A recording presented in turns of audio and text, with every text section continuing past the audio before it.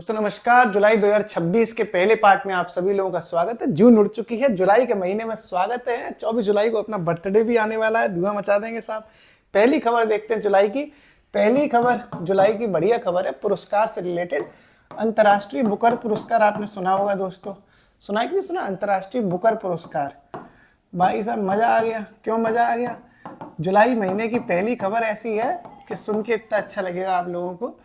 इसकी जो इनकम मिलती है, भाई पुरस्कार है ना, तो इनकम जो मिलेगी बदले में जीतने पे वो डबल कर दी गई है। पहले ये 50,000 पाउंड थी, 50,000 पाउंड जो राशि मिलती थी, इसकी जो राशि थी ना, पुरस्कार राशि, वो पहले 50,000 पाउंड हुआ करती थी।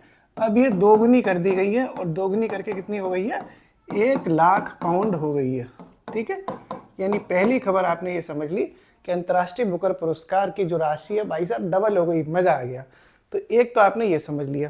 इसके बारे में दोस्तों अगर आप एक चीज और है, क्या है? जो 2027 आने वाली है, 2027, इस 2027 में इसका नाम बदला जाएगा। अभी 2026 चल रही है, तो बुकर पुरस्कार नाम है, अंतर्राष्ट्रीय बुकर पुरस्कार। इसका नाम बदल देंगे साहब। है वो साल दूसरा था, ये साल दूसरा है, नाम बदल गया। तो इसका जो नाम रखा गया है 2027 से, वो रखा गया है बुकमान अंतर्राष्ट्रीय पुरस्कार। बुकमान अंतर्राष्ट्रीय बुकर पुरस्कार। बाकी सब कुछ सेम है, ये बाकी तो सब कुछ सेम है। नाम के आगे बुकमान लगा दिया है। क्यों लगा दिया है नाम के आगे बुकमान? इसलिए लगाया गया है दोस्तों नाम के आगे बुकमान, क्योंकि आगे से 2027 से ही एक संस्थान है, एक संस्था है, उसका नाम है बुकमान फिलेथ्रोम्पस। बुकमान फिलेथ्रोम्पस। ये संस्था, अब ये जो संस्था है, ये संस्था इस पूरे पुरस्कार को मैनेज करेगी। तो इस संस्थान के द्वारा अंतर्राष्ट्रीय बुकर पुरस्कार मैनेज किया जाएगा। जैसे नोबेल पुरस्कार कोई ना कोई संस्थान तो मैनेज करता है ना, स्वीडिश संस्था करती है, तो ऐसे ही अंतर्राष्ट्रीय बुकर पुरस्कार को अब 2027 से बुकमान फिलेथ्रोम्पस नाम की संस्थान मैनेज करेगी। तो ये जो बुकमान कंपनी है, इसी की वजह से इसका नाम बुकमान अंतर्राष्ट्रीय बुकर पुरस्कार कर दिया है। इसकी राशि 50,000 पाउंड से बढ़ाकर 1,00,000 पाउंड कर दी गई है, दोगुनी कर दी गई है। और आपको कुछ बातें और बता रहा हूँ, जैसे इसकी जो राशि, मतलब ये किसको मिलता है, किस तरह के क्षेत्र में ये पुरस्कार मिलता है, तो ये किताब के जो लेखक होते हैं, लेखक वगैरह जो होते हैं, उनको ये पुरस्कार दिया जाता है। तो जैसे किसी ने किसी भाषा में कोई किताब लिखी, जैसे मान लो आप किसी व्यक्ति ने हिंदी में कोई किताब लिखी, तो एक तो मूल भाषा उसकी हिंदी हो गई, लेकिन ये पुरस्कार उस व्यक्ति को मिलेगा जो उस भाषा की किताब का अनुवाद करेगा। ठीक है, जो अनुवाद करेगा उसको ये पुरस्कार मिलेगा। और जो पुरस्कार की राशि होती है वो दोनों में बराबर बंटती है। जैसे हिंदी में किसी ने कोई किताब लिखी, तो अंतर्राष्ट्रीय बुकर पुरस्कार किसे मिलेगा? जो उस हिंदी भाषा की किताब का अंग्रेजी में अनुवाद करेगा। किसमें? अंग्रेजी में अनुवाद करेगा। ठीक है, और ये जो राशि है 1,00,000 पाउंड की, वो इन दोनों में बटेगी। जो मूल भाषा का लेखक है, मान लो किसी ने हिंदी में लिखी, उसको भी आधी राशि मिलेगी, और जो अनुवाद करने वाला लेखक है उसको भी ये राशि आधी मिलेगी। तो आधी आधी करके ये राशि बटेगी। अंतर्राष्ट्रीय बुकर पुरस्कार की जो शुरुआत है वो 2005 में हुई थी। ठीक है, सारी डिटेल दोस्तों मैंने आपको बता दी। अंतर्राष्ट्रीय बुकर पुरस्कार की शुरुआत 2005 में हुई थी। यह मूल भाषा के लेखक और अनुवादित भाषा के लेखक के बीच में इसकी राशि हमेशा से बढ़ती आई है, अभी भी बढ़ेगी। और अब इसकी राशि दोगुनी कर दी गई है। पहले 50,000 पाउंड थी, अब 1,00,000 पाउंड कर दी गई है। 2027 में बुकमान नाम की एक संस्थान इसको मैनेज करेगी, इसलिए इसका नाम बदल के बुकमान अंतर्राष्ट्रीय बुकर पुरस्कार कर दिया गया है। क्लियर है साहब? बड़ी न्यूज़ थी, मजा आ गया। अगली खबर देखते हैं। अगली खबर देखो साहब। अगली खबर है दोस्तों, भारत की पहली पीएनएस, भारत की पहली प्राइवेट, पीएनएस का मतलब होता है private point in space. Private, Hindi में लिख दे रहा हूँ भैया, private point in space. Point, अरे लिख जा, point in space, point in space.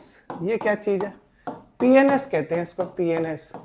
India की पहली प्राइवेट पॉइंट इन स्पेस। एक दोस्तों ये सिस्टम है, एक संचालन प्रणाली है जो हेलीकॉप्टर वगैरह चलाएगी। हेलीकॉप्टर वगैरह चलाने के लिए तो इंडिया की पहली प्राइवेट पीएनएस है जो हेलीकॉप्टर उड़ान वगैरह से संबंधित है।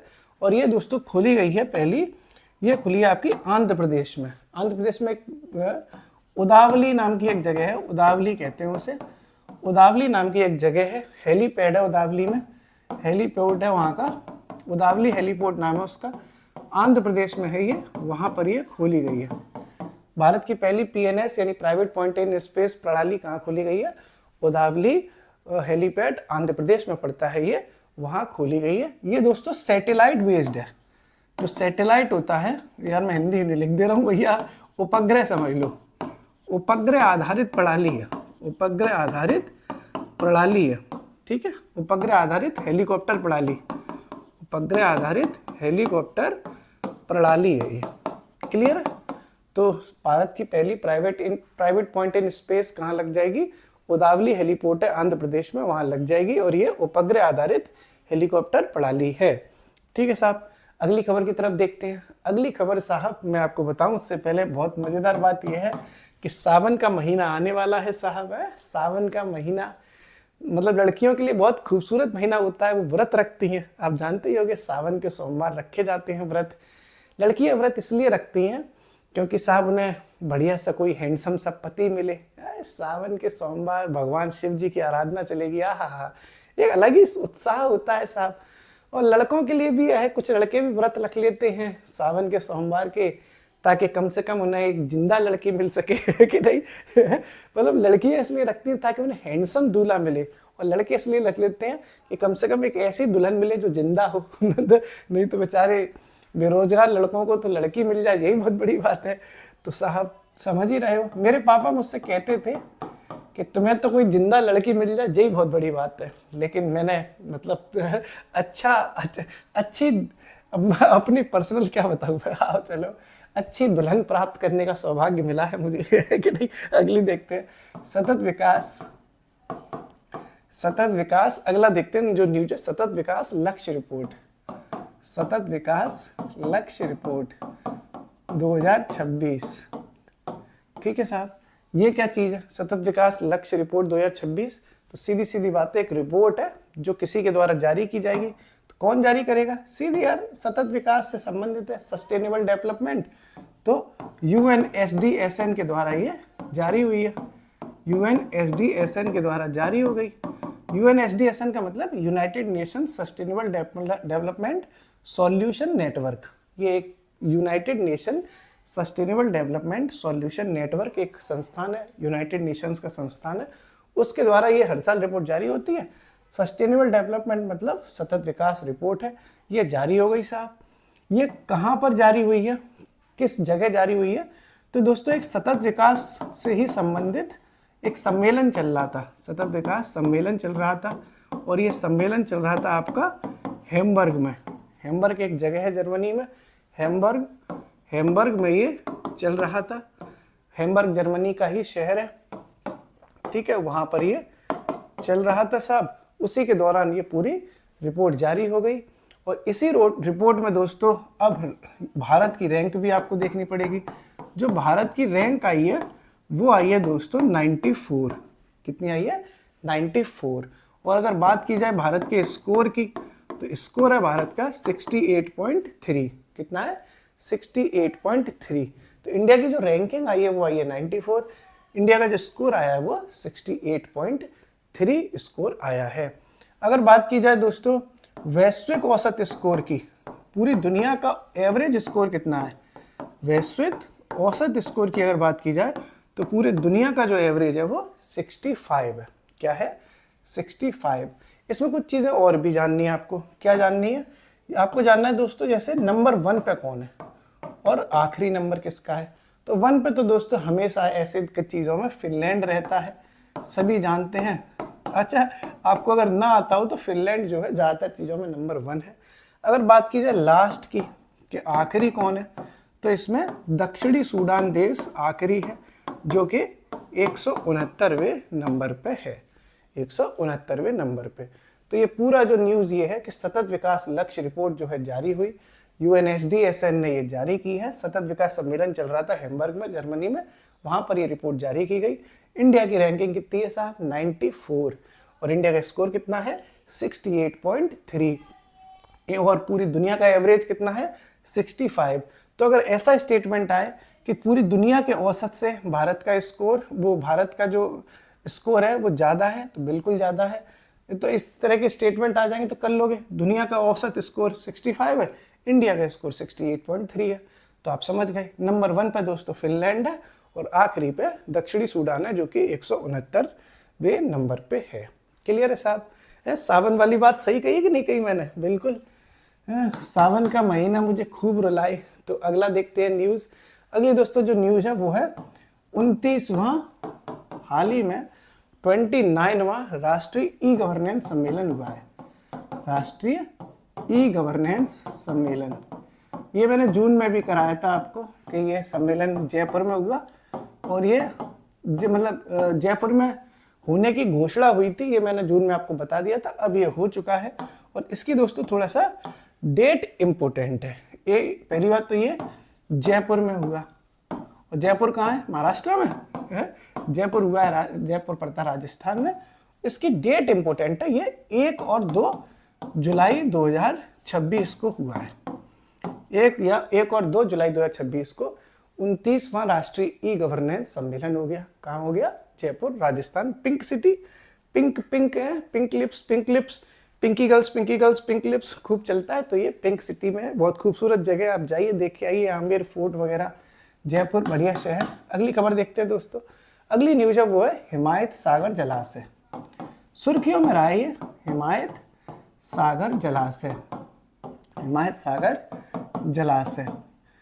ठीक है, हिमायत सागर जलाशय की ये थोड़ा सा सुर्खियों में है, आंध्र प्रदेश की तरफ पड़ता है ये।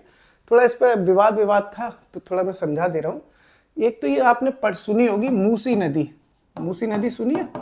ये मूसी नदी प्रणाली का हिस्सा है। ये जो जलाशय का मतलब होता है तालाब, तो ये मूसी नदी प्रणाली का हिस्सा है। कौन सा? हिमायत सागर ये जो आपका जलाशय है। अब सबसे बड़ी बात ये है कहाँ पे? कहीं ना कहीं तो होगा, तो ये हैदराबाद में है। कहाँ है? हैदराबाद में। और हैदराबाद कहाँ पड़ता है? तेलंगाना में। तो अगर इस तरह से आ जाए कि सुर्खियों में रहा हिमायत सागर जलाशय किस राज्य में है? तेलंगाना में है। अगर ये आ जाए किस शहर में है, तो हैदराबाद में है। किस नदी प्रणाली का हिस्सा है? मूसी नदी प्रणाली का हिस्सा है। एक दोस्तों आपने शहर सुने होंगे जिसको कहते हैं जुड़वा शहर। अगर आपने GS ठीक से पढ़ी होगी तो जुड़वा शहर हैं कौन कौन से? एक है आपका हैदराबाद, जो कि ये है ही, और एक है आपका सिकंदराबाद। क्या है? हैदराबाद और सिकंदराबाद, ये जुड़वा शहर के नाम से जाने जाते हैं। हैदराबाद तो है ही, सिकंदराबाद और हैदराबाद को जुड़वा शहर कहते हैं। जुड़वा है साहब, जुड़वा पिक्चर देखिए, चलती है क्या 9 से 12 टन टना टन टन टन तारा। मतलब मेरे को पिक्चर का बहुत गाने याद है, तो जहाँ मेरे को ऐसे शब्द दिखे जिससे कोई पिक्चर या जिससे कोई गाना रिलेटेड है, तो है चलते ना टन टन टन तारा, है चलती है क्या 9 से 12, एक बार जो दिल नहीं भरता है कि नहीं। तो हैदराबाद और सिकंदराबाद ये जुड़वा शहर हैं। और इसी से ये जो जुड़वा शहर है ना, इसमें अगर पानी की जो आपूर्ति करनी है, पानी की जो आपूर्ति होती है ना, वो कैसे होती है? तो एक तो आपका हिमायत सागर जलाशय है ही। हिमायत जो सागर जलाशय है वो तो करता ही करता है, साथ में एक और जलाशय है जिसका नाम है उस्मान सागर जलाशय। उस्मान सागर जलाशय, ये 2 जलाशय मिलके हैदराबाद और सिकंदराबाद की पूरी पानी की सप्लाई करते हैं। पूरी न्यूज़ ये थोड़ी सुर्खियों में थी, थोड़ा विवाद में था ये, इसलिए मैंने आपको बताया। क्या बताया? हिमायत सागर जलाशय कहाँ पर है? हैदराबाद में, यानी तेलंगाना में है। मूसी नदी प्रणाली का हिस्सा है। हैदराबाद के मूसी नदी प्रणाली का हिस्सा हो गया। हैदराबाद और सिकंदराबाद जो कि जुड़वा शहर के नाम से जाने जाते हैं, वहाँ पर पानी की आपूर्ति करने के लिए एक तो ये हिमायत सागर जलाशय है ही, साथ में उस्मान सागर जलाशय भी है।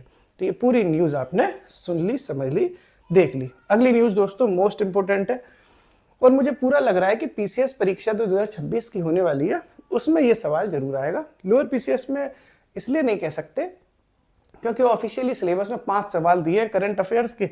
अब 5 सवालों में वो क्या क्या पूछ लेंगे, क्या ही पूछ पाएंगे ना, 5 सवाल हैं, लेकिन पीसीएस में सवाल करंट अफेयर्स के 20-25 आते हैं।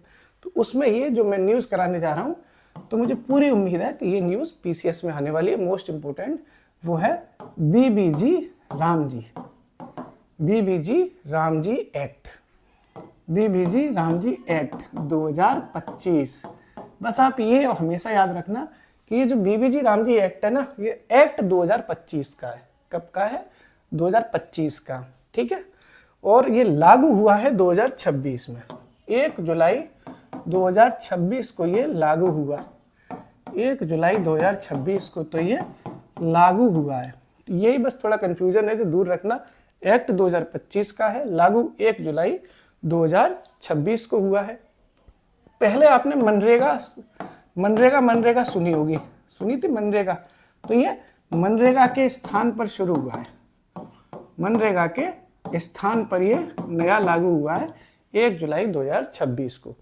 इसमें आपको पता होगा कि जो मनरेगा थी उसमें 100 दिनों का रोजगार दिया जाता था, ठीक है, उसे बढ़ाकर 125 दिन का रोजगार किया गया है। जो पहले 100 दिन की रोजगार की गारंटी थी, अब उसे 125 दिन की रोजगार गारंटी में बदल दिया गया है। 100 दिन से 125 दिन में वो कन्वर्ट किया गया है। अगर बात करी जाए दोस्तों पैसे की, बजट की, कि बजट कितना इसके लिए आवंटित है, सबसे बड़ी जो जानकारी आपको लेनी है वो है बजट की।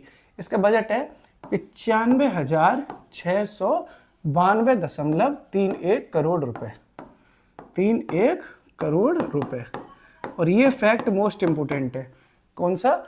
95,692.31 करोड़ रुपए बीबीजी रामजी एक्ट के लिए सरकार के द्वारा दिए गए। कितने? साथ में बोलो, 95,692.31 करोड़ रुपीज। ये इसका अंतरिम बजट है, जो अभी हाल ही में सरकार ने कहा है कि हम इतना पैसा कम से कम खर्च करेंगे, इससे ज्यादा और करते हैं तो और अच्छी बात है। इसके बाद दोस्तों एक चीज और है, वो है इसकी आधिकारिक शुरुआत। दो अलग अलग चीजें हैं, इसी को आप थोड़ा सा कंफ्यूज मत होना। एक चीज है लागू कब हुआ, और लागू हो गया ये 1 जुलाई 2026 को। इसकी जो ऑफिशियल शुरुआत की गई है, तो कहीं तो कहाँ से की गई है, ये चीज आपको अगर पता चले कि कहाँ से ये शुरू की गई है, तो आंध्र प्रदेश में शुरू की गई है। राज्य पूछा जाए तो आंध्र प्रदेश में शुरू की गई है। अगर ये पूछा जाए कि आंध्र प्रदेश में किस जिले में शुरू की गई है, तो आंध्र प्रदेश में एक जिला पड़ता है, उसको कहते हैं तिरुपति जिला, तिरुपति जिला। तिरुपति जिले में ये आंध्र प्रदेश में शुरू की गई है। और जिले के साथ साथ गांव पूछा जाए तो गांव का नाम है मुक्कावरीपल्ली। अगर गांव पूछा जाए तो गांव का नाम है मुक्कावरीपल्ली, मुक्कावरीपल्ली, ये गांव का नाम हो गया। तो सारी चीजें क्लियर हो गई।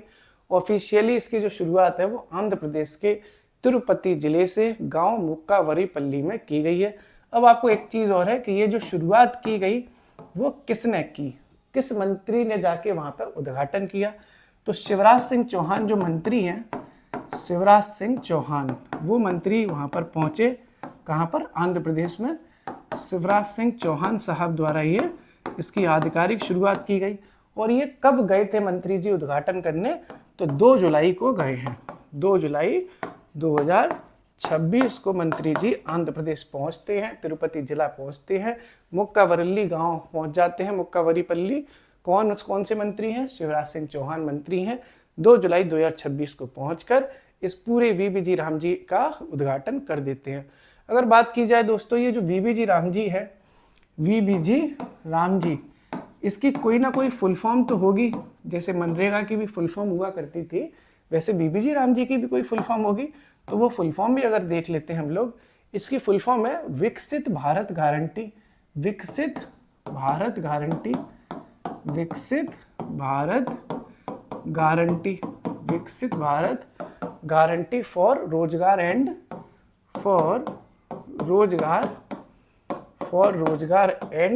विकसित भारत गारंटी फॉर रोजगार एंड आजीविका मिशन ग्रामीण, एंड आजीविका मिशन ग्रामीण। ये इसकी तगड़ी सी फुल फॉर्म है, जिसके आने के चांसेस बहुत हैं।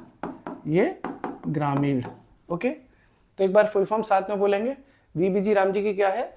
विकसित भारत गारंटी फॉर रोजगार एंड आजीविका मिशन ग्रामीण। सीधे सीधे लगा लो, विकसित भारत ग्रामीण रोजगार आजीविका मिशन ग्रामीण, सीधे सीधे बीबीजी राम जी।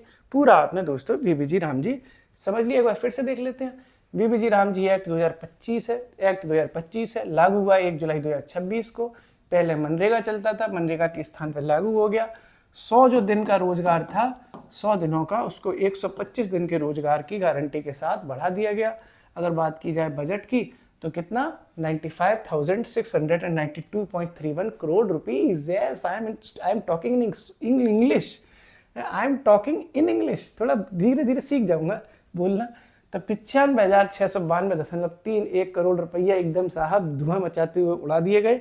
इसकी आधिकारिक शुरुआत आंध्र प्रदेश में तिरुपति जिले में गांव मुक्कावरीपल्ली में श्री शिवराज सिंह चौहान जी द्वारा 2 जुलाई 2026 को कर दी गई।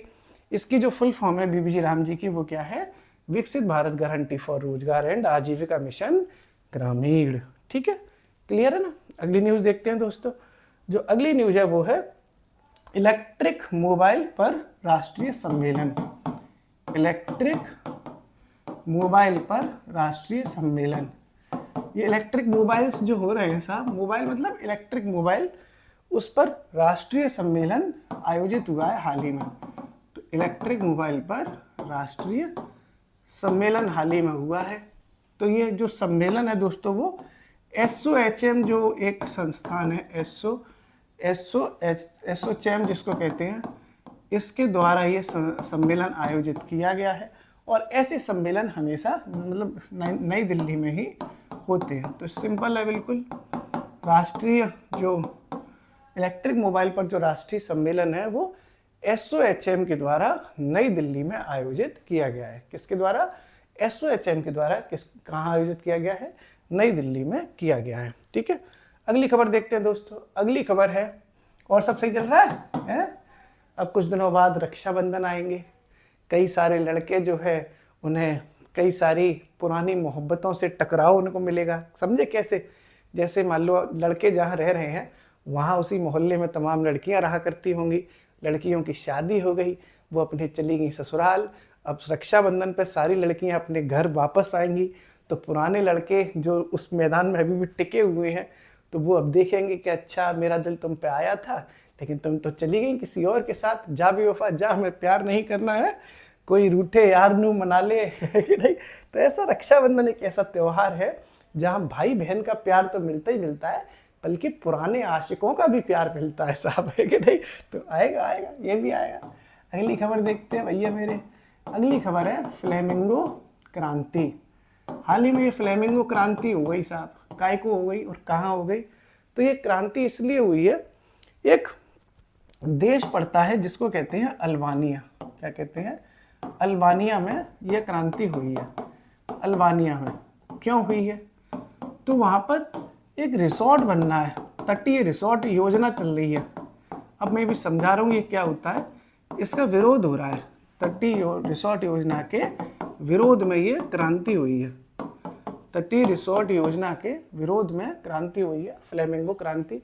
तटीय रिसोर्ट योजना का मतलब ये है कि जो वहाँ पर कोस्टल लैंड है, समुद्री किनारे हैं अल्बानिया में, वहाँ पे रिसोर्ट बनाए जा रहे हैं। जैसे अंडमान निकोबार आपने देखा होगा, अंडमान निकोबार में एक तरह का प्रोजेक्ट बनाने की बात चल रही है कि साहब जितने पेड़ हैं वहाँ पे अंडमान निकोबार में सब उखाड़ दो, काट दो, और वहाँ पे साहब रिसोर्ट बनाएंगे, कसिनो बनाएंगे, जो है डांस बार बनाएंगे, क्लब बनाएंगे, कुछ नहीं चूतिया बनाएंगे कहनी चाहिए। मतलब एक तरीके से बोलना नहीं चाहिए, लेकिन गवर्नमेंट इस तरह के जो डेवलपमेंट के नाम पर प्रोजेक्ट ला रही है, बिल्कुल वाहियात किस्म के प्रोजेक्ट है ये।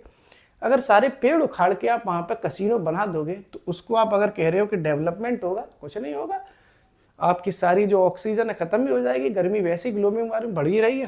तो इस तरह की वहाँ पे भी प्रोजेक्ट बनाया जा रहा था अल्बानिया में। तो वहाँ फ्लेमिंगो क्रांति ला दी। देश, वहाँ का देश एक्टिव देश है, हमारी तरह थोड़े नहीं है साहब अंधभक्ति चल रही है। तो ये देखने को मिला अल्बानिया में। अगली खबर देखते हैं दोस्तों।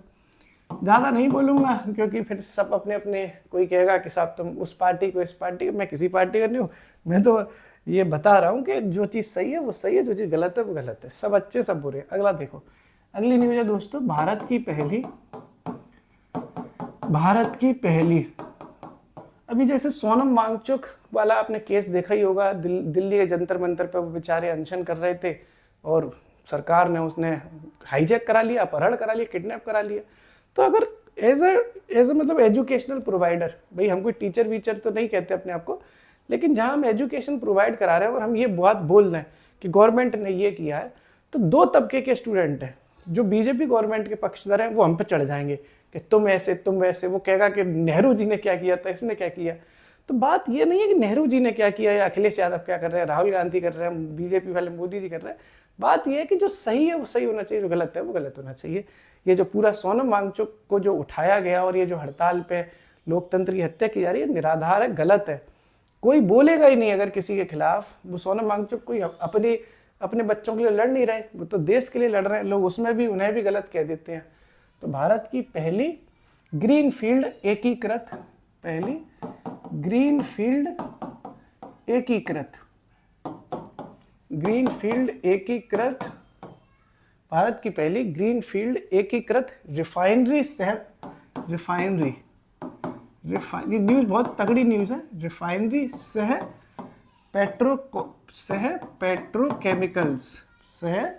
पेट्रोकेमिकल, ये रिफाइनरी खोली गई है, भारत की पहली है, ग्रीनफील्ड है, और जो रिफाइनरी भी है और पेट्रोकेमिकल्स पूरा वहाँ पे कॉम्प्लेक्स भी खोला गया है। और इंडिया का ऐसा पहला है जो भारत की पहली ग्रीनफील्ड एकीकृत रिफाइनरी सह पेट्रोकेमिकल्स कॉम्प्लेक्स खोला गया है। ये कहाँ खोला गया है, किसने खोला है, किसने उद्घाटन किया है, मोस्ट इंपोर्टेंट। खोला दोस्तों किसने, उससे पहले आप ये जान लो कि इसका उद्घाटन किसने किया। उद्घाटन भाइयों बहनों, जहाँ जहाँ उद्घाटन होता है भाइयों बहनों, मैं अपने प्राइवेट जैन से भाइयों बहनों पहुँच जाता हूँ। तो ये पीएम मोदी जी ने इनका उद्घाटन किया है। कहाँ पर ये खोला गया है, तो राजस्थान में एक जगह पड़ती है बालोतरा नाम की, बालोतरा जिला है राजस्थान का, बालोतरा जिला है राजस्थान का, एक जिला है बालोतरा। वहाँ पे एक जगह पड़ती है पचपद्रा, बालोतरा जिले में पचपद्रा नाम की जगह है, और ये पूरा इलाका पड़ता है राजस्थान में। यहाँ पर ये खोली गई है, कहाँ पर, बालोतरा जिले पचपद्रा में, राजस्थान में ये खोली गई है। और किसने खोली है, तो एक तो राजस्थान सरकार तो है ही, क्योंकि राजस्थान ने खोली है तो राजस्थान सरकार तो है ही साथ में। तो एक तो ये राजस्थान गवर्नमेंट का तो रोल है ही, उसने तो खोली है। साथ में पूरा सहयोग किया है HPCL नाम की कंपनी ने, Hindustan petroleum corporation limited, HPCL, इसने ये मिलके खोली है। तो राजस्थान सरकार और HPCL के द्वारा बालोतरा जिले जो कि राजस्थान में है, वहाँ पर एक पचपद्रा नाम की जगह है, यहाँ पर भारत की पहली ग्रीनफील्ड एकीकृत रिफाइनरी सह पेट्रोकेमिकल्स कॉम्प्लेक्स खोला गया है, जिसका उद्घाटन प्रधानमंत्री मोदी जी ने किया है। ठीक है, अगली न्यूज़ देखते हैं दोस्तों। अगली न्यूज़ है माचो चाय। माचा है, माचा, अमूल माचो नहीं है ये, अमूल माचो, यह माचा है, माचा चाय। माचा चाय क्या है, एक प्रकार की चाय की किस्म है, ये वैरायटी है। तो ये जब आप नॉर्थ ईस्ट में जाओगे, हम लोग कई बार घूमने गए हैं, जैसे असम की तरफ जाओ या सिक्किम विक्किम जब जाओ, आपका कभी मन करे तो जाना, वहाँ पे आपको टी गार्डन्स बहुत मिलेंगे। तो ये असम में पहली बार खोला गया है, मतलब असम में ऐसा पहली बार हुआ है, असम के पूरे इंडिया में पहली बार हुआ है, असम में हुआ है, जहाँ पर माचा चाय की वैरायटी का प्रोडक्शन किया जाएगा। तो माचा चाय का जो उत्पादन है वो असम में हो रहा है, असम में।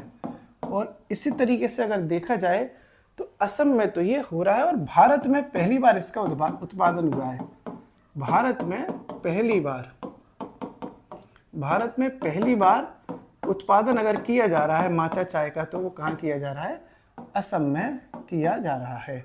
क्लियर है, ये असम में भी कहाँ किया जा रहा है, तो असम में एक जगह है छोटा रिंगराई नाम के, छोटा टिंगराई, असम में एक जगह पड़ती है छोटा टिंगराई टी गार्डन, छोटा टिंगराई टी गार्डन है, वहाँ पर बहुत फेमस टी गार्डन है छोटा टिंगराई। उस छोटा टिंगराई टी गार्डन में माचा चाय का उत्पादन किया जाएगा, और ऐसा पहली बार हो रहा है असम में, हिंदुस्तान में, जो माचा चाय का प्रोडक्शन किया जाए। तो ये अगर ऐसे सवाल आ जाए कि सुर्खियों में रही माचा किस की किस्म है, तो ऑप्शन में आ जाएंगे काजू की किस्म है, कॉफ़ी की किस्म है, चाय की किस्म है या फिर हल्दी की किस्म है, तो आप लगा दोगे सीधे सीधे माचा एक प्रकार की चाय की किस्म है। ओके, अगली खबर दोस्तों आ रही है स्कूल चलो अभियान। स्कूल चलो अभियान, यह खबर मोस्ट इंपोर्टेंट है। इसका दूसरा चरण शुरू हुआ है स्कूल चलो अभियान का। स्कूल चलो अभियान इसका द्वितीय चरण शुरू हो रहा है। सेकंड जो इसका वो है चरण, वो शुरू हो रहा है 1 जुलाई से 15 जुलाई तक ये कार्यक्रम चलेगा। पूरा ये जो अभियान है वो 1 जुलाई से 15 जुलाई तक का है। 1 जुलाई से लेके 15 जुलाई तक का ये कार्यक्रम चल रहा है। ये पूरा इस अभियान जो है चलेगा। उसकी जो शुरुआत की गई है, जो ये शुरू हुआ है वो कहाँ से हुआ है? सहारनपुर से हुआ है। सहारनपुर उत्तर प्रदेश का एक बहुत फेमस जिला, वहाँ से ये शुरू हुआ है। इसका जो लक्ष्य है, स्कूल चलो अभियान का क्या लक्ष्य होगा? ये इसका लक्ष्य तो ये तो होगा नहीं कि सभी को शादी करनी है, 100% शादी होनी चाहिए, ऐसा तो लक्ष्य होगा नहीं। इसका लक्ष्य क्या होगा? 100% बच्चे स्कूल जाएं, तो 100% स्कूल में नामांकन हो, यही इसका लक्ष्य है। सिंपल, जो एडमिशन्स हो वो 100% हो स्कूल्स में। इसके लिए स्कूल चलो अभियान का दूसरा चरण 1 जुलाई से 15 जुलाई से सहारनपुर में शुरू हुआ है। अगर बात की जाए इसके बजट की, तो कितना खर्चा सरकार इसके लिए दे रही है? तो 163.6 लाख रुपए सरकार के द्वारा दिए जा रहे हैं। कितने?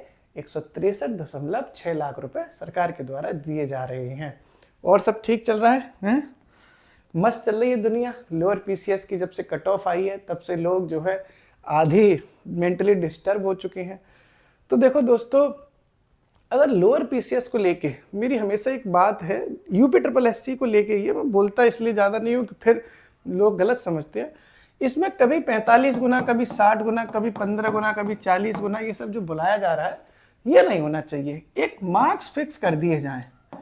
जैसे टेट की जो परीक्षा होती है टीईटी की, उसमें ये तय है कि 150 में से 90 नंबर जो ले आएगा वो टेट क्वालिफाई हो गया और काम खत्म।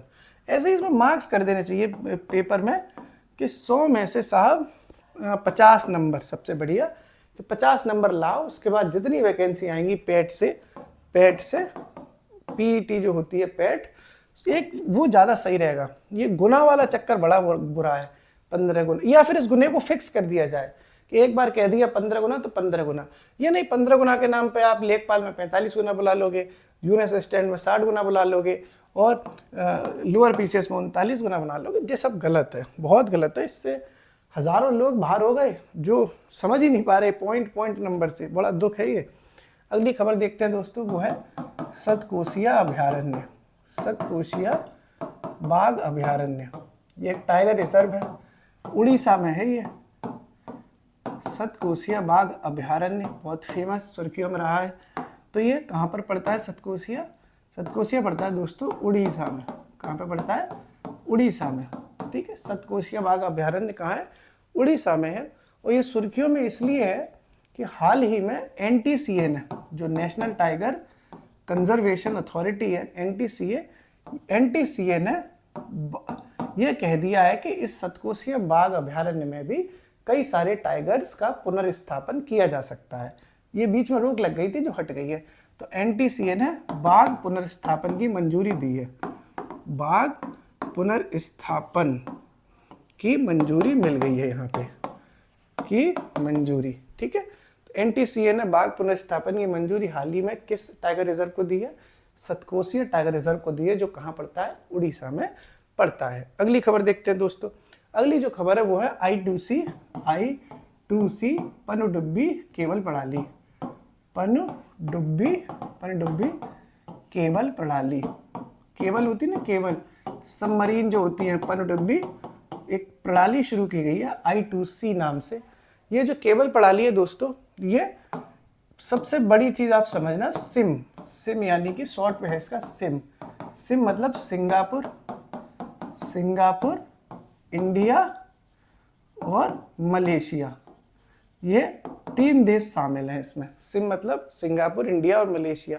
तो I2C पनडुब्बी केबल प्रणाली का संबंध 3 देशों से है, सिंगापुर, इंडिया और मलेशिया। इन तीनों देशों के बीच में कनेक्टिविटी को बढ़ाने के लिए ये शुरू की गई है। कौन सी पहल शुरू की गई है? I2C पनडुब्बी पहल किन देशों में? Singapore, India, Malaysia. अगर बात की जाए कि इस पूरे प्रोजेक्ट की लंबाई कितनी है, वही पूरे प्रोजेक्ट की लंबाई भी आपको चाहिए, तो इस पूरे प्रोजेक्ट की जो लंबाई है वो है 3600 किलोमीटर। कितनी है? पूरे प्रोजेक्ट की लंबाई कितनी है?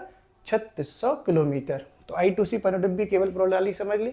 ये क्या हो गया? सिम यानी सिम इसकी सिंगापुर, इंडिया, मलेशिया की एक कनेक्टिविटी प्रणाली है जिसकी पूरी लंबाई कितनी है? 3600 किलोमीटर। ओके, अगली खबर देखते हैं दोस्तों। जो अगली खबर है वो है वन महोत्सव। देखो ये एक बार में एक घंटा सवा घंटे क्लास में मैक्सिमम जितनी न्यूज़ हो जाएगी वो कर लेंगे, तो उससे क्या ना बार बार मेरे को भी क्लास रिकॉर्ड नहीं करनी पड़ेगी। पता चला 5 खबर बता दी, फिर कल बता दी, एक सवा घंटे क्लास किया कर लिया करेंगे, उसमें मैक्सिमम न्यूज़ को हम कवर करेंगे।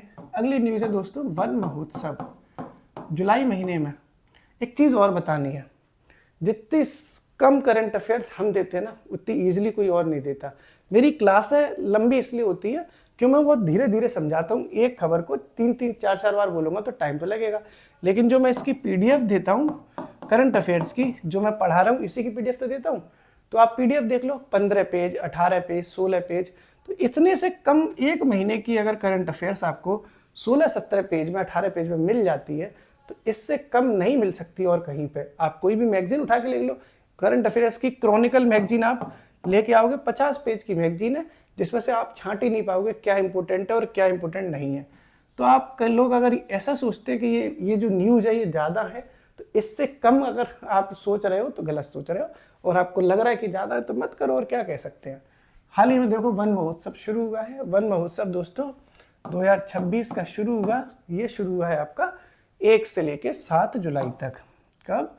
1 से 7 जुलाई। 1 से 7 जुलाई 2026 को वन महोत्सव हाल ही में शुरू हुआ। कब से कब? 1 जुलाई से, पहला हफ्ता रहता जुलाई का, तो 1 जुलाई से 7 जुलाई तक। और ये जब वन महोत्सव जैसे ही शुरू होता है वैसे ही एक अभियान शुरू हो गया, एक पेड़ माँ के नाम। एक पेड़ माँ के नाम। एक पेड़ माँ के नाम का जो तीसरा जो 3.0 है, तीसरा जो चरण है वो शुरू हो गया। ठीक है, तो वन महोत्सव 2026 कब शुरू हुआ है? 1 जुलाई से 7 जुलाई 2026 तक चला, और इसी के साथ एक पेड़ माँ के नाम 3.0 यानी तीसरा चरण एक पेड़ माँ के नाम का शुरू हो गया। अगली खबर दोस्तों वो है मोस्ट इंपोर्टेंट, वैभव सूर्यवंशी। ठीक है, वैभव सूर्यवंशी, ये भी देख लेते हैं क्या है वैभव सूर्यवंशी। नाम सुना है आपने वैभव सूर्यवंशी का? ये जो वैभव सूर्यवंशी है ना, ये क्रिकेटर हैं, इंडिया के बहुत फेमस क्रिकेटर हैं, और ये रहने वाले कहाँ के हैं? तो इंडिया जो क्रिकेटर है वो बिहार के रहने वाले हैं, बिहार के ये निवासी हैं। ठीक है, बिहार के निवासी है, सुर्खियों में है। बिहार क्यों लिखवाया? क्योंकि अपकमिंग बिहार PCS का एग्जाम आएगा, इसलिए थोड़ा बिहार लिखवा दिया है। जियो मेरे बिहार के लाला, देश का वैभव बढ़ा दिया। बहुत तगड़ा खिलाड़ी है भाई, IPL में धूम मचा के रख दी इनने। वैभव सूर्यवंशी का नाम इसलिए सुर्खियों में है क्योंकि ये सबसे कम उम्र के डेब्यू करने वाले खिलाड़ी हैं। सबसे कम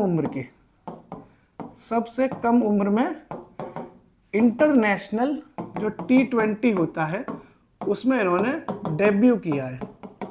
डेब्यू का मतलब सबसे कम उम्र के होने के बावजूद इन्होंने इंटरनेशनल क्रिकेट खेलना शुरू किया। इन्होंने जो इंटरनेशनल क्रिकेट खेला है वो मात्र 15 वर्ष 99 दिन की उम्र में, 16 साल के भी नहीं हुए, 15 वर्ष 99 दिन की उम्र है, एज है, 16 साल के भी नहीं है। उन्होंने सबसे कम उम्र में T20 खेलना शुरू कर दिया इंटरनेशनल लेवल का, और पहला जो मैच इन्होंने खेला है वो इंग्लैंड के खिलाफ खेला।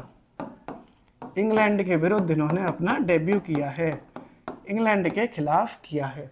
अगर बात की जाए कि अभी तक ये रिकॉर्ड किसके पास था, तो इससे पहले जो ये रिकॉर्ड था, इससे पहले जो रिकॉर्ड था वो किसके पास था, तो वो हमारे फेवरेट क्रिकेटर हैं, क्रिकेट के भगवान कहे जाने वाले सचिन तेंदुलकर साहब का ये रिकॉर्ड था। सचिन तेंदुलकर जी इस रिकॉर्ड को बरकरार रखे थे, और ये ऐसे प्लेयर थे जो 16 साल की उम्र में इंटरनेशनल क्रिकेट खेलने लगे थे। मात्र 16 साल के थे ये, 16 साल 205 दिन, इतनी सचिन तेंदुलकर की जब उम्र थी, 16 साल 205 दिन, तो सचिन तेंदुलकर ने पहला क्रिकेट इंटरनेशनल मैच खेला था। लेकिन वैभव सूर्यवंशी जो कि क्रिकेटर हैं बिहार के, इन्होंने ये रिकॉर्ड तोड़ते हुए 15 वर्ष 99 दिन की उम्र में ही इंग्लैंड के खिलाफ पहला इंटरनेशनल मैच खेल लिया और ये सबसे कम उम्र के इंटरनेशनल क्रिकेटर बने। ओके, अगली खबर देखते हैं दोस्तों। अगली खबर है भारत और जापान के बीच में। भारत जापान के बीच में जो भारत जापान है, इनको में जो संबंध है वो बहुत मजबूत हुआ है, क्योंकि हाल ही में जो जापान की नए प्रधानमंत्री हैं उनका नाम है, जो जापानी पीएम है, जापानी जो पीएम है उनका नाम है सनाया ताकाइची। सनाया ताकाइची ये जो है जापानी पीएम सनाया ताकाइची पहली बार इंडिया आए। ठीक है, इनकी पहली भारत यात्रा भी हाल ही में हुई है, पहली भारत यात्रा हुई है।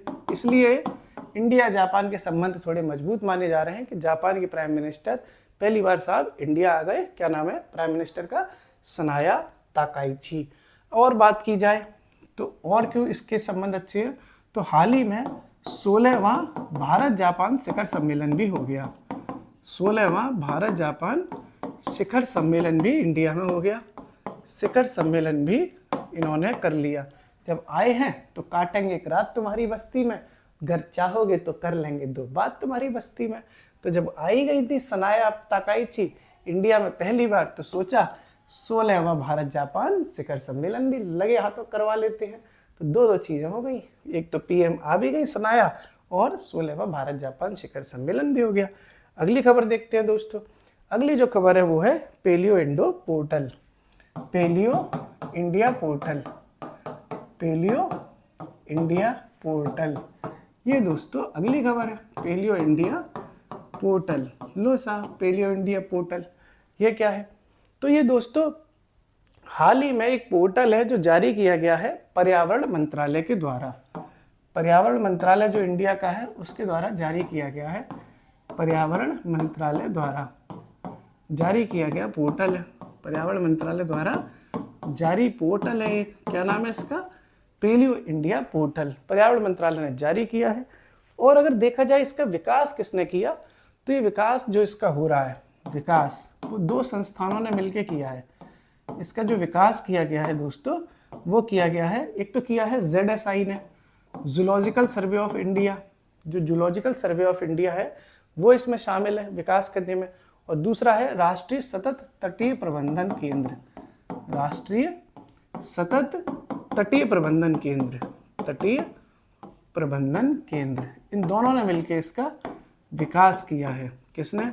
एक तो जूलॉजिकल सर्वे ऑफ इंडिया और राष्ट्रीय सतत तटीय प्रबंधन केंद्र ने इसका विकास किया है। ये जो तटीय प्रबंधन केंद्र है वो चेन्नई में स्थित है।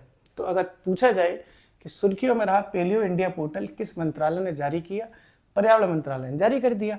पूछा जाए विकास किसने किया, तो जूलॉजिकल सर्वे ऑफ इंडिया और राष्ट्रीय सतत तटीय प्रबंधन केंद्र जो कि चेन्नई में है, उसमें इसके द्वारा विकास किया गया है। आपने ये जो शब्द सुना है ना पेलियो, पेलियो का मतलब समझते हो? पेलियो मतलब वो नहीं कि पेल दियो, ठीक है, वो चीज है ये पेलियो का मतलब हिंदी में होता है जीवाश्म। अगर पेलियो एक जो लैटिन भाषा का शब्द है उसका मतलब होता है जीवाश्म। तो ये जो पेलियो इंडिया पोर्टल है वो जीवाश्म का, जो जीवाश्म होते हैं उनका डॉक्यूमेंटेशन यानी दस्तावेजीकरण करने के लिए किया गया है। दस्तावेजीकरण, जीवाश्मों का दस्तावेजीकरण करने के लिए इसको शुरू किया गया है। किसको? पेलियो इंडिया पोर्टल को। ठीक है, तो आपने दोस्तों ये पेलियो इंडिया पोर्टल न्यूज़ भी समझ ली। पर्यावरण मंत्रालय द्वारा जारी किया गया, ZSI और सतत प्रबंधन केंद्र चेन्नई द्वारा विकसित किया गया और जीवाश्मों के दस्तावेजीकरण करने के लिए इसे शुरू किया गया।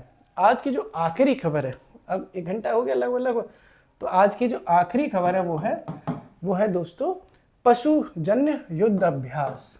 पशुजन्य युद्ध अभ्यास, इसके बाद रिवीजन कर लेंगे, क्योंकि रिवीजन कर ले तो एक बार पूरी समरी आपके दिमाग में बैठ जाएगी। भले ही 5 मिनट और ज़्यादा सही, लेकिन रिवाइज हो जाएगा तो सही रहेगा। पशुजन युद्ध अभ्यास, हाल ही में दोस्तों ये अभ्यास हुआ है। तो एक जगह पड़ती है खारी गांव, नाम है उसका खारी गांव, ये मध्य प्रदेश में है। खारी गांव है, विदिशा जिला है मध्य प्रदेश का। विदिशा जिला एमपी यानी मध्य प्रदेश में ये अभ्यास हुआ है, पशुजन्य युद्ध अभ्यास। ठीक है, तो ये यहाँ पर ये आयोजित हुआ। अब आप खुद ही समझ सकते हो कि पशुओं से रिलेटेड है, तो कोई इसमें नई चीज़ नहीं है, बस यही पूछा जाए कि पशुजन्य युद्ध अभ्यास कहाँ हुआ, तो खारी गांव में हुआ है, मध्य प्रदेश के विदिशा में हुआ है। खारी गांव वहीं पड़ता है। इसकी थोड़ी डेट जान लेते हैं हम। ये 29 जून से शुरू हुआ था और 3 जुलाई तक चला। 29 जून से लेके 3 जुलाई 2026 तक, 3 जुलाई 2026 तक ये चला। तो दोनों चीज़ें आपने समझ ली। पशुजन्य युद्ध अभ्यास मध्य प्रदेश के खारी गांव जो कि विदिशा में पड़ता है, वहां पर ये हुआ। मैं दोस्तों आप देख पा रहे होंगे यहाँ पे 11:53 रात के हो रहे हैं, लगभग 12 बजने को हैं, बजेंगे भी 5-7 मिनट बाद। तो हमारा भी जो मेरे को जब टाइम मिलता है वो रात ही मिल पाता है, रात के हम बाजी करें 12 बजे और रिकॉर्ड कर लेते हैं हम रात में, सुबह फिर इसको अपलोड कर देते हैं। तो जितनी मेहनत दोस्तों आप कर रहे हो उतना प्रयास हमारा भी है। अंतर्राष्ट्रीय बुकर पुरस्कार पहली न्यूज़ दोस्तों, इसकी राशि 50,000 से बढ़ाकर 1 लाख पाउंड कर दी गई है। बुकमान अंतर्राष्ट्रीय बुकर पुरस्कार जो है वो बुकमान अंतर्राष्ट्रीय बुकर पुरस्कार, ये इसका नाम अब रखा जाएगा 2027 से, क्योंकि इसमें बुकमान फिलैंथ्रोपस नाम की संस्थान इसको ऑर्गेनाइज करेगी। ये जो पुरस्कार है वो 2005 से शुरू हुआ था। मूल भाषा का जो लेखक होता है और जो अनुवादक लेखक होता है, उन दोनों को ये पुरस्कार दिया जाता है और जो पुरस्कार की राशि होती है वो इन दोनों में बराबर बराबर बंटती है। अगली न्यूज़ थी इंडिया की पहली PNS यानी प्राइवेट पॉइंट इन स्पेस, ये उदावली हेलीपोर्ट है, वहाँ पर ये शुरू हुई है। ये उपग्रह आधारित हेलीकॉप्टर प्रणाली है, भारत की पहली PNS उदावली पोर्ट हैदराबाद में। फिर हमने समझा दोस्तों सतत विकास लक्ष्य रिपोर्ट 2026 के बारे में, ये UNSDSN द्वारा हाल ही में जारी की गई। सतत विकास सम्मेलन जो है हैम्बर्ग जर्मनी में हो रहा था, वहाँ पे ये पूरी रिपोर्ट जारी हुई। इंडिया की जो रैंक आई है वो 94 आई है, स्कोर इंडिया का रहा है 68.3। वैश्विक औसत जो इंडिया का रहा है, वैश्विक औसत स्कोर जो पूरी दुनिया का रहा है वो रहा है 65। नंबर 1 पे कौन रहा है? फिनलैंड रहा है और लास्ट पर रहा है दक्षिणी सूडान 169। अगली खबर है दोस्तों वो है 29वां राष्ट्रीय ई गवर्नेंस सम्मेलन। ये जो है 29वां राष्ट्रीय ई गवर्नेंस सम्मेलन है, ये जयपुर के राजस्थान में पड़ता हुआ और ये 1 जुलाई से लेकर 2 जुलाई 2026 तक हुआ। फिर अगली खबर हमने समझी हिमायत सागर जलाशय के बारे में, जो मूसी नदी प्रणाली का हिस्सा है। हैदराबाद और तेलंगाना यानी तेलंगाना के हैदराबाद में ये हिमायत सागर जलाशय है। जो हैदराबाद और सिकंदराबाद नाम के जुड़वा शहर है, वहाँ पर ये हिमायत सागर और उस्मान सागर 2 जलाशय मिलके पानी की सप्लाई करते हैं। ठीक है साहब। अगली खबर थी दोस्तों वो बहुत तगड़ी न्यूज़ थी, VBG रामजी एक्ट 2025 1 जुलाई 2026 को ये लागू हुआ। इसको मनरेगा के स्थान पर ये लागू किया गया। 100 दिनों के रोजगार को 125 दिन के रोजगार में बढ़ा दिया गया, बदल दिया गया। इसका जो बजट है वो 95,692.31 करोड़ रुपीज़ है। अगर बात की जाए इसकी शुरुआत की, तो आंध्र प्रदेश में तिरुपति जिला है, वहाँ पर मुक्कावरीपल्ली नाम का गांव है। वहाँ पर 2 जुलाई 2026 को कौन जाते हैं? कैबिनेट मंत्री शिवराज सिंह चौहान पहुँचते हैं और इसकी दंदनाते हुए शुरुआत होती है। अगर बात की जाए VBG रामजी की फुल फॉर्म की, तो सेम है विकसित भारत ग्रामीण रोजगार आजीविका मिशन ग्रामीण। ठीक है, विकसित भारत गारंटी फॉर रोजगार आजीविका मिशन ग्रामीण, सिंपल इसकी पूरी वो है फुल फॉर्म। फिर अगला हमने समझा इलेक्ट्रिक मोबाइल पर राष्ट्रीय सम्मेलन SOHM के द्वारा ये नई दिल्ली में आयोजित हुआ, SOHM के द्वारा नई दिल्ली पे। फिर हमने समझी फ्लेमिंगो क्रांति, जो तटीय रिसोर्ट योजना जो फ्लेमिंगो उसमें अल्बानिया में हो रही है, उसके विरोध में ये फ्लेमिंगो क्रांति की जा रही है, कहाँ पे? अल्बानिया में। अगली खबर हमने देखी इंडिया की पहली ग्रीनफील्ड एकीकृत रिफाइनरी सह पेट्रोकेमिकल्स कॉम्प्लेक्स, ये खोला गया है राजस्थान में। एक जगह पड़ती है बालोतरा जिला, और उसमें भी देखा जाए तो पचपद्रा नाम की जगह है राजस्थान में। वहाँ पर प्रधानमंत्री मोदी जी ने इंडिया की पहली ग्रीनफील्ड एकीकृत रिफाइनरी सह पेट्रोकेमिकल कॉम्प्लेक्स का उद्घाटन कर दिया है। कहाँ पे किया है? राजस्थान के बालोतरा के पचपद्रा में। अगली खबर थी माचा। अमूल माचो की तरह माचा चाय है, जो इंडिया में पहली बार प्रोडक्शन किया जा रहा है माचा चाय का, वो असम में किया जा रहा है। असम के छोटा टिंगराई टी गार्डन में किया जा रहा है, छोटा टिंगराई टी गार्डन में। अगली खबर थी स्कूल चलो अभियान। इसका द्वितीय चरण शुरू हो गया।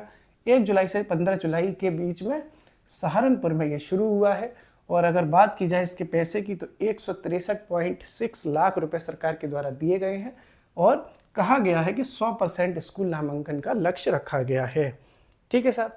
अगली खबर दोस्तों ये है सतकोसिया बाघ अभ्यारण्य, जो हाल ही में उड़ीसा में है। सुर्खियों में इसलिए रहा क्योंकि NTCA ने बाघ पुनर्स्थापना की मंजूरी दे दी है।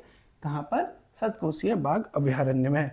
अगली खबर है I2C पनडुब्बी केबल प्रणाली, जो कि सिंगापुर, इंडिया और मलेशिया यानी सिंगापुर, इंडिया, मलेशिया में कनेक्टिविटी के लिए शुरू की गई है। I2C पनडुब्बी केबल प्रणाली जिसकी लंबाई है 3600 किलोमीटर। कितनी है? 3600 किलोमीटर। फिर अगली खबर है दोस्तों वन महोत्सव 2026, जो 1 जुलाई से 7 जुलाई 2026 के बीच में आयोजित हुआ। और एक पेड़ माँ के नाम का तीसरा चरण जो है वो इसी वन महोत्सव में 1 जुलाई से 7 जुलाई के बीच में शुरू हुआ। एक पेड़ माँ के नाम तीसरा। ठीक है। फिर थी साहब जियो मेरे बिहार के लाला वैभव सूर्यवंशी। ये सबसे कम उम्र के ऐसे खिलाड़ी बने हैं जिन्होंने इंटरनेशनल क्रिकेट में डेब्यू किया है। डेब्यू इन्होंने T20 में कर दिया। 15 वर्ष 99 दिन इनकी उम्र है। इंग्लैंड के खिलाफ इन्होंने अपना पहला मैच खेला इंटरनेशनल भी हाल ही में। और इन्होंने सचिन तेंदुलकर साहब का रिकॉर्ड तोड़ा है। सचिन तेंदुलकर जी ने 16 साल 205 दिनों में पहला इंटरनेशनल मैच खेला था। ठीक है। फिर अगली खबर दोस्तों इंडिया जापान की। जापान के प्राइम मिनिस्टर सनाया तकाइची अभी इंडिया में पहली बार आई और 16वां भारत जापान शिखर सम्मेलन भी हो गया। फिर अगली खबर थी दोस्तों पेलियो इंडिया पोर्टल। ये पेलियो वो पेलियो नहीं है जो आप समझ रहे हो, ये पेलियो वो है जीवाश्म वाला। जीवाश्मों का दस्तावेजीकरण करने के लिए पर्यावरण मंत्रालय के द्वारा पेलियो इंडिया पोर्टल लॉन्च किया गया, जिसका विकास जूलॉजिकल सर्वे ऑफ इंडिया और राष्ट्रीय सतत तटीय प्रबंधन केंद्र चेन्नई के द्वारा किया गया। ठीक है। आखिरी जो न्यूज़ थी दोस्तों वो थी पशुजन्य युद्ध अभ्यास, जो हाल ही में खारी गांव विदिशा यानी मध्य प्रदेश में हुआ। पशुजन्य युद्ध अभ्यास 29 जून से लेकर 3 जुलाई 2026 तक ये आयोजित हुआ है। अब आप कमेंट बॉक्स में मुझे बताइए कि हाल ही में चिकित्सा दिवस मनाया गया था। ये चिकित्सा दिवस जो होता है वो कब मनाया जाता है? पहली बात तो कमेंट में बताओ कि कब मनाया जाता है और किसकी स्मृति में मनाया जाता है। मतलब ऐसे कौन से डॉक्टर थे जिन डॉक्टर के याद में डॉक्टर डे मनाया जाता है इंडिया में? कमेंट सेक्शन में बताइए। करंट अफेयर्स को लेके बिल्कुल भी फिक्र मत किया करो। जो चीज़ें आपको दी जाती है करंट अफेयर्स की बहुत हाई प्रोफाइल लेवल पे और सबसे कम कंटेंट 15-16 पेज 18 पेज में आपको एक महीने का करंट अफेयर्स मिल रहा है। इतनी बार रिवाइज करा के आपको याद कराया जा रहा है, तो ये आपके लिए बहुत अच्छी बात है, आपकी तैयारी में काम आएगा। हंसते रहिए, पढ़ते रहिए, मुस्कुराते रहिए। शुक्रिया।